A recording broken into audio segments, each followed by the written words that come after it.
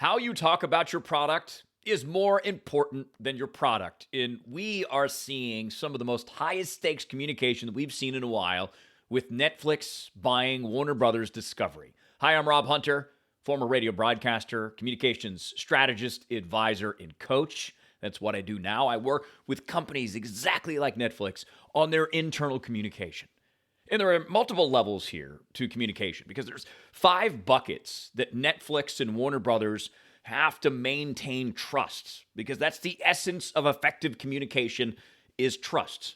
Trust and understanding. So the 5 buckets that Netflix and Warner Brothers have to manage are internally, employees. First and foremost, they want to make sure that everyone keeps doing their job, everyone stays productive, and everyone stays motivated as we head into a new year. Second, we'll call it the public bucket, which is customers. For Netflix, that's 300 million. Warner Brothers owns HBO Max. There's 128 million subscribers there. So that's the public. And an opportunity to get in front of large audiences with news coverage. And then there's the shareholders, people in it to make money. Stock owners that want to make sure that their share value goes up. And that's for both Netflix and Warner Brothers. And then you've got the government regulation process, which is going to be ongoing over the next year plus as Netflix tries to get this done with Warner Brothers through their government process. And then already we're seeing some detractors in Hollywood. So how do you manage that? Hollywood, the movie business, the theater business, not too keen on Netflix because Netflix is a platform built for you at home. So you have all these concerns, and how you communicate them is so critically important. That's why I say talking about your product is way more important than your actual product, because this major move for Netflix signifies a massive shift in how they do business. And for Warner Brothers, the same thing. They're essentially getting out of their own business, and they're going to be run by Netflix if all goes according to plan. And I wanted to start there because David Zaslav is the CEO of Warner Brothers. So it was his job to write the email. Whether he wrote it or not is a different story.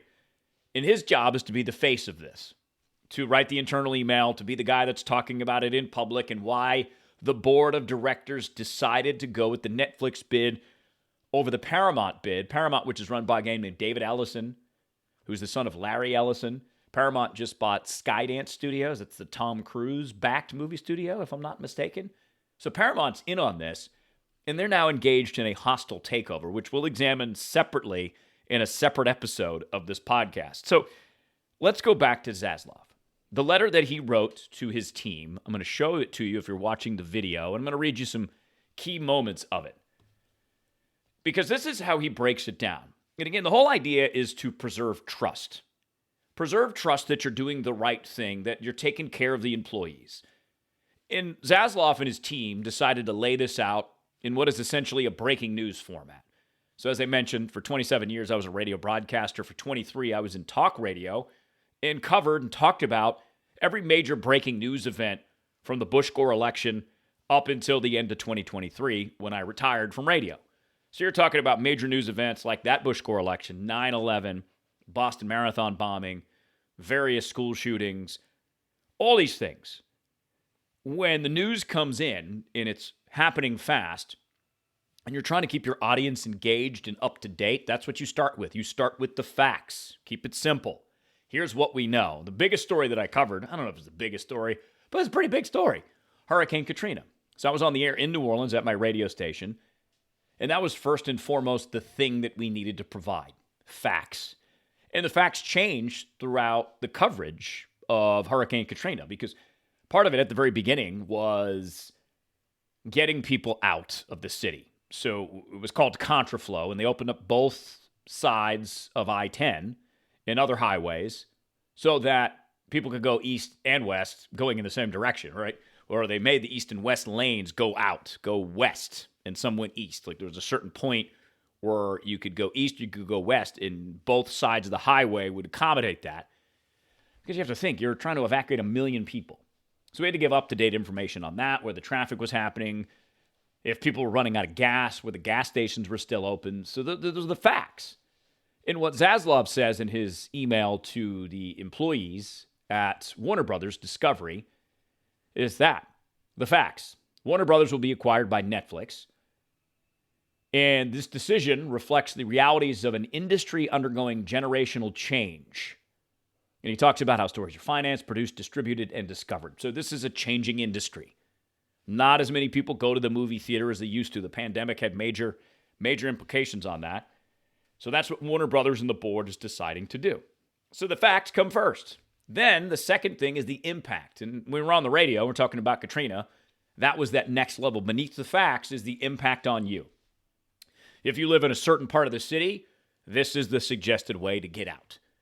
And as the storm got closer, we talked about the facts of what the winds were, the position of the storm, and the impact on where you were as you were listening, because there were certain parts of New Orleans that were being hit differently by the storm. There was more rain here, more wind here, so you'd have to keep all of those up to date so that people knew the impacts on them.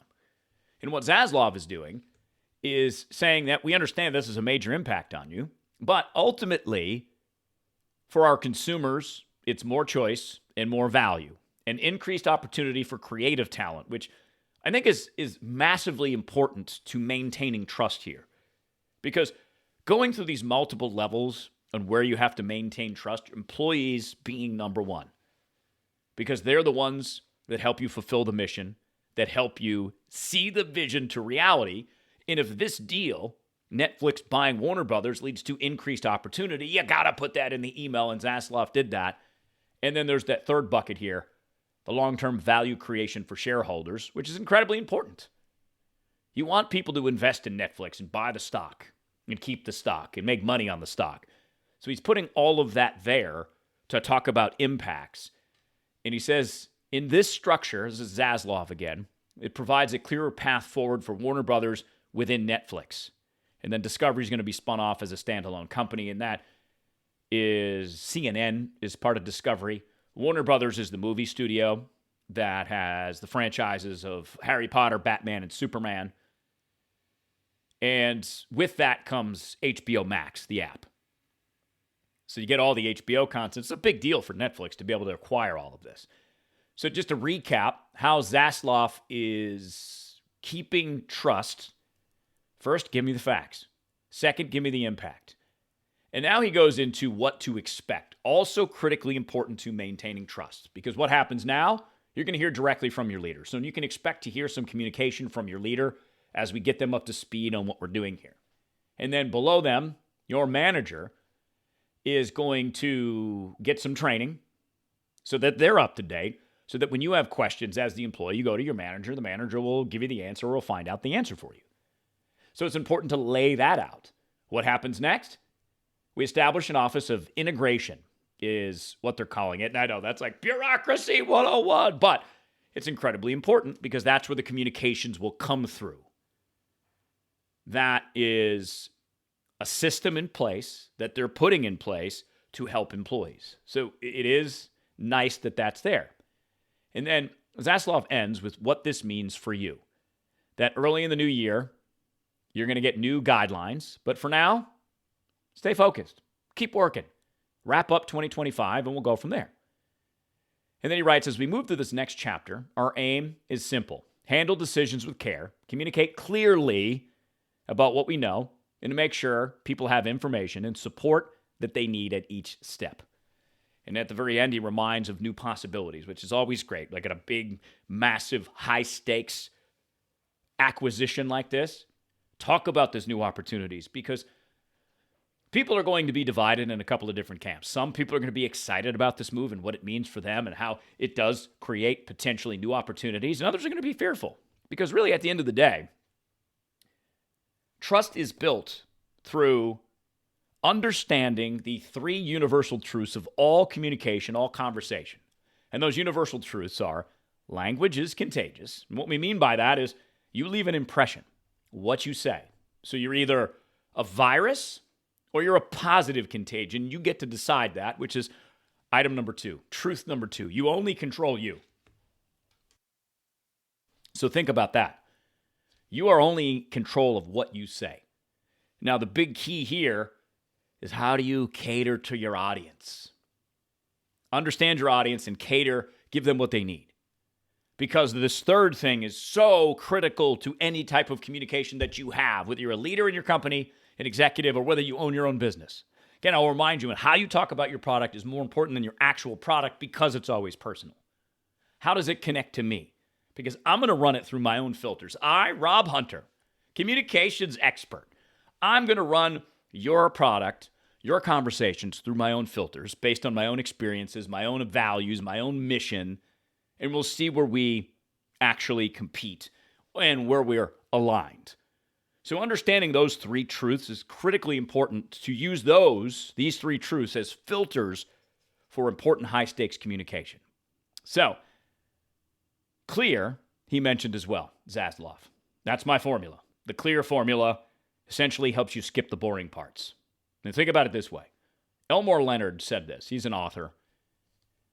And what he means by skip the boring parts is very rarely do you see your main character go to the bathroom unless it's relevant to the plot, which it rarely is, or eat food unless it's relevant to the plot. I'll give you one example. Jack Reacher. Lee Child, his Reacher series. The whole series begins with Reacher in a diner. He's about to eat, but he doesn't get to eat because he gets arrested. So it's relevant to the plot there, and it's not boring because it's not a long-winded conversation about the eggs and how they were prepared. Or if the character was flying on an airplane, they checked in an hour before the flight. They sat down at the gate and waited. And while they waited, they read a book. It's boring. Skip the boring parts. That's really what the clear formula is designed to do, is help you organize, add some creativity to it, and skip the boring parts. So I'm going to rate Zaslav and how he did in his email. I thought it was a pretty good email. I thought it was pretty straightforward. It follows the breaking news formula. And again, this is important for you when you have to stick to the facts and you have to think about impact. And then you have to talk about what happens now, what happens next. And let me come back to the impacts on you because of universal truth number 3. It's always personal. So, email's clear. Not a lot of fluff in it, but here's the cold, hard reality and the recommendation that I would give Zaslav or any CEO or any vice president or C-suite executive that is tasked with communicating something high stakes. And that would be deliver the message in multiple different ways. Here's how I like to coach leaders. Think about the statement and write the statement, or have your team write the statement. And then what I would have you do is record it on video. It doesn't have to be perfect. It doesn't have to be in a television studio with a teleprompter, although it can be done. It should be done with a teleprompter because people receive information different ways. Going back to our third filter, our third universal truth, it's always personal. Some people like to read the email, but here's a stat for you. 70% don't. 70% of people admit they don't read their leaders' emails. I used to work for iHeartMedia, and we'd occasionally get emails from our CEO and our COO, Bob Pittman, the CEO, and Rich Bressler, the COO. And it would be about various things iHeart is doing. If there was a storm, say a hurricane in the Carolinas, here's what the Carolina stations are doing. And those were great. But I'll admit I didn't read all the emails, all the words, because they were very long. And we're all busy. We all have a million tasks to do.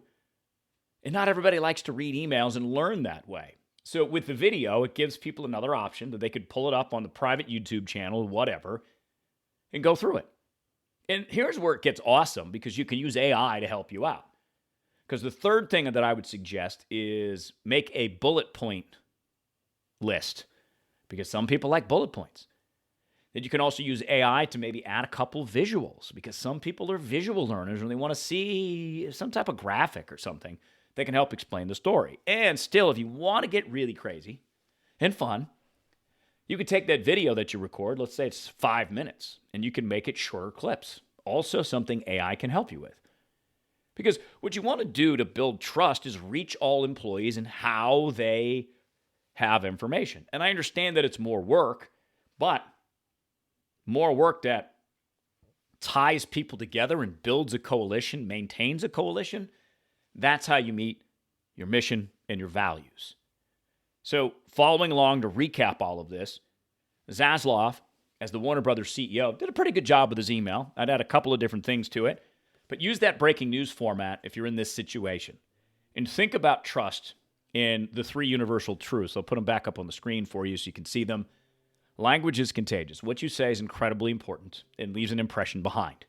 Be a positive influence, not a virus. You can only control you, so you can only say what you say. So the job here is to cater to your audience. Because it's always personal, that third universal truth, every single person's going to react differently. And if you understand your people, you can predict, anticipate how they'll react, and you can cater the message to them. So let's move over to Netflix. Ted Sarandos is the co-CEO. He is tasked with bringing this out to the public, to the customers, and to the shareholders. And I'm going to group those together in a bucket for you because they care about different things. For example, me, as a Netflix and HBO consumer, I just want it to be easy. Right now, I'm having a challenge with Netflix because there's too many choices. HBO, the same thing. So because there are so many choices, is this going to make my Netflix app in the next year, year and a half, way more complicated? So I'm not really interested in that. But is there a benefit to this? And is there a benefit to shareholders? And that's what Sarandos says. We can't stand still. We need to keep innovating and investing in stories that matter most to audiences. And that's what this deal is all about. The combination of Netflix and Warner Brothers creates a better Netflix for the long term. It sets us up for success for decades to come.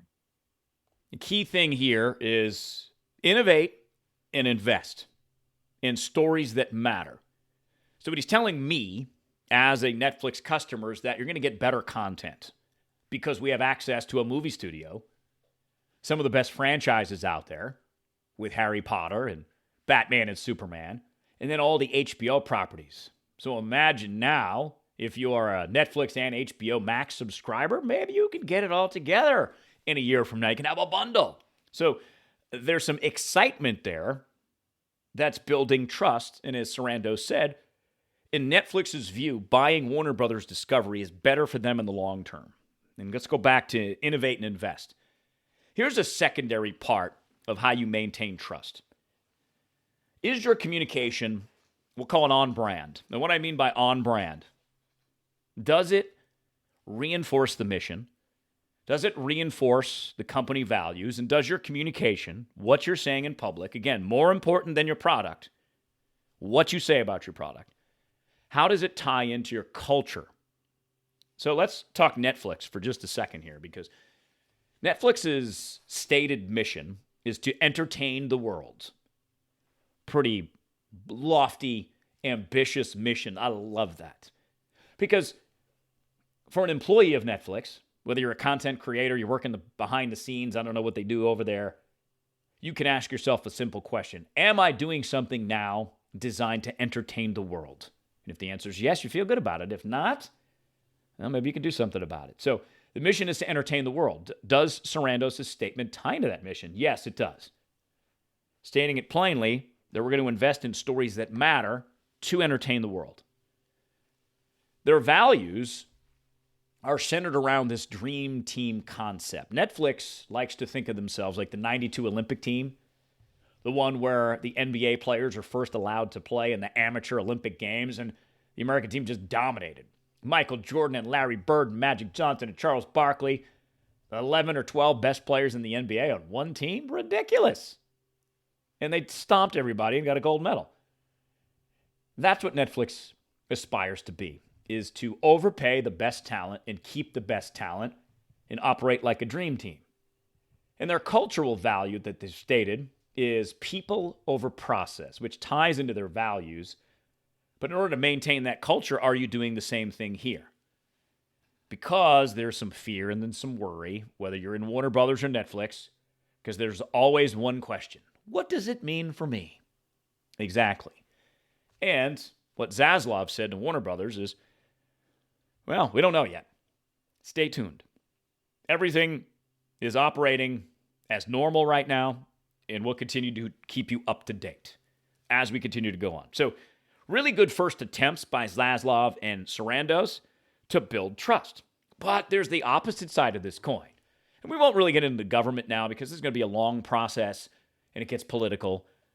And there's a lot of layers to that. But how Netflix handles this and what they say in public is going to be legally sound. It's going to be boring. It's going to be shareholder value. It's going to be due diligence and corporate, whatever it is that they're going to say, because they want the government to approve it. So that'll be a whole thing in and of itself, which we can examine as they go along. But there's the other side of the coin here. Hollywood in the theaters. Many people not happy with this idea that Netflix might buy Warner Brothers, including director James Cameron. His latest movie, Avatar 3, I believe is out now or coming out soon. He doesn't like this at all. And he said this before the merger news. Netflix would be a disaster. Sorry, so? Ted, but geez, Sarandos has gone on record saying theatrical films are dead. Outmoded, yeah. No, theatrical is dead, quote unquote. Theatrical is dead.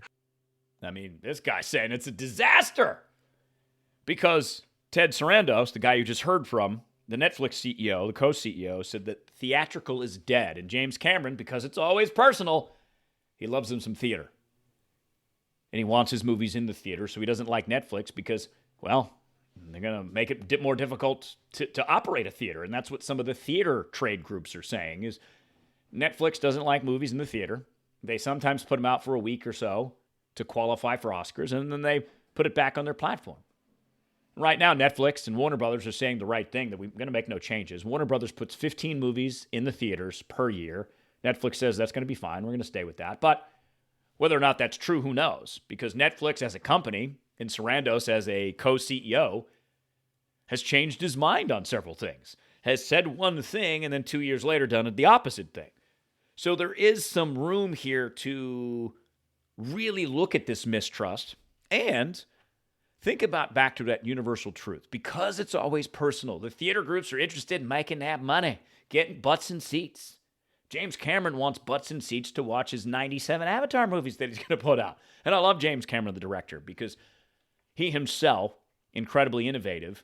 I think he had the idea for Avatar back in like the 90s, but he couldn't film it because the technology had to catch up. It took like 20 years or something like that. So he is a visionary too. He just has a competing vision with Netflix that the movies are best done in the theater, that you get the full experience in the big screen, and you get to see the sound. And if you saw Avatar, the first one, man, the 3D effects in that movie were so good. You can't get that at home.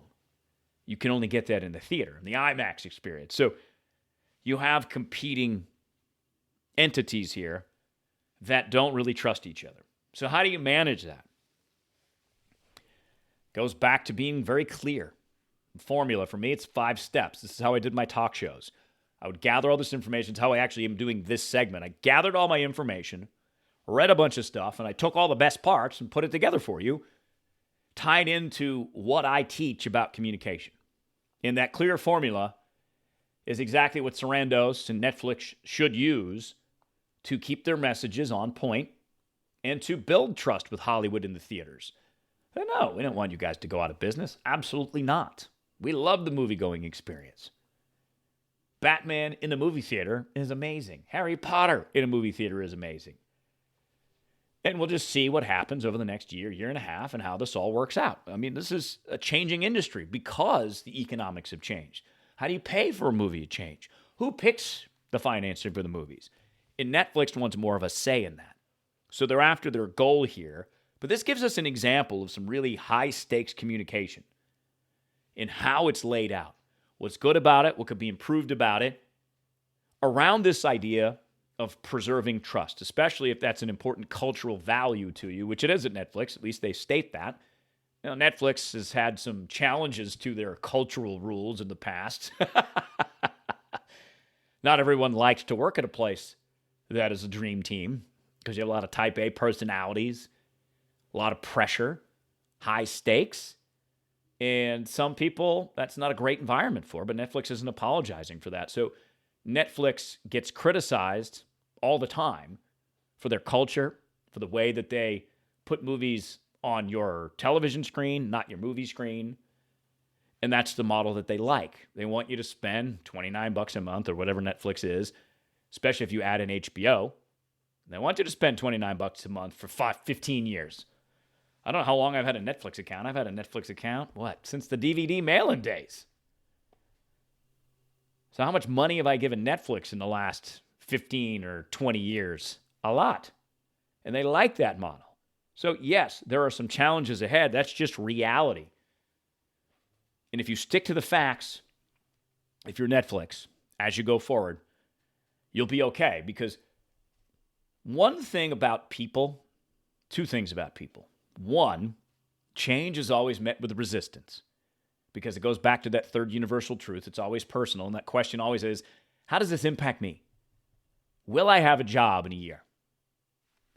Maybe, maybe not. That's the cold, hard reality of it. But Netflix and Warner Brothers are saying the right things right now, and that's what all companies do. And they see what shakes out at the end. But as long as you stay anchored in the truth, in the facts, you can maintain a level of trust. Is it the highest level? Maybe, maybe not. But you have to be able to make these decisions, stick to the facts, explain the business value, and explain how this is a great opportunity for you as an employee. And you do that in a clear way, cater to your audience. That's how you build buy-in with trust. And sticking to the facts helps you do that. So I'm curious to see what happens here, because the next step in preserving trust for Netflix and Warner Brothers is almost constant communication about what's happening. I see this happen all the time in corporations. So many of the leaders, executives from vice presidents, C-suite, and CEOs downplay the significance of critical communications or high-stakes communications, or we want to let you know what our mission is or our goal is or our vision to match the goals, the strategy behind those, so that you clearly understand what you're doing, what your role is in the mission and the vision. So many leaders just think, well, we have it on a website somewhere. We sent it in an email once. Amazon, for example, I don't know if they still do this, but Amazon for years, before every meeting, top to bottom, starts with the vision and the mission of the company. That way there's alignment to the mission and alignment to the values. In Netflix's case, to entertain the world. Their values of creating a dream team. And they say that in part of maintaining their dream team is having what they call radical candor, which is great. Although I don't love that as a term because it seems to imply that you can be an a-hole and just tell people what you think. I'm like, no. The best way for radical candor is cater to your audience, understanding your audience. And that's where the clear process helps you, because it gives you opportunities to brainstorm who you're talking to. What do they care about? What do they like? What do they not like? What conversations have you had with them in the past that didn't go well? How can you do it better this time? That's what radical candor is. Like feedback, for example. There are ways to deliver tough feedback that aren't so tough sounding that actually get buy-in to get the person to do what you need them to do. That's how I did it. I always catered to the audience, just like I did on the radio shows. Instead of having thousands of people listen to me on the radio station, I had a one-on-one conversation. It's still an audience. And I still approached it the same way. I created a segment. That's how we think in radio. What am I saying in this segment? What am I saying to you right now? This is all about communication. And this deal will get done, or it won't, because, well, there's politics. That'll be a side note here for sure. But by how and large, Warner Brothers and Netflix discussed this deal, because it goes back to the initial point. You have a product. Your product is awesome. People benefit from your product. But how you talk about that product and how you tie it to those benefits, because that's what we all want at the end of the day. We want our own benefits. So if you can do that, that is how you grow. Your business grows. Your career grows. All right here in how you communicate it. Once again, my name is Rob Hunter. Thank you for being here with us. Former radio broadcaster, communications advisor, strategist, and coach. Find out more at robhunter.me. Do corporate workshops to help teams align, because these issues can get really tricky. In values can get really tricky. In mission can get really muddled, and teams don't know what to do. Poor communication is the most expensive thing in business on a day-to-day basis. The most expensive. And it boggles my mind how so many executives don't get it, don't want to get it, don't want to think about it. So instead, they just say the communication's there, but it's not there because no one's tuning into it. So it's not effective. So this lesson with Warner Brothers and Netflix is a lesson on how to get started. with high-stakes communication and some frameworks for you to use. So again, my name is Rob Hunter. Visit me at robhunter.me. We'll be back real soon. In fact, we're going to do another episode about David Ellison's communication, the guy that tried to buy Warner Brothers, but the Warner Brothers board said no. How did he communicate? How did he get his message across? We'll take a look at that coming real soon. Thanks again for being here. Cheers.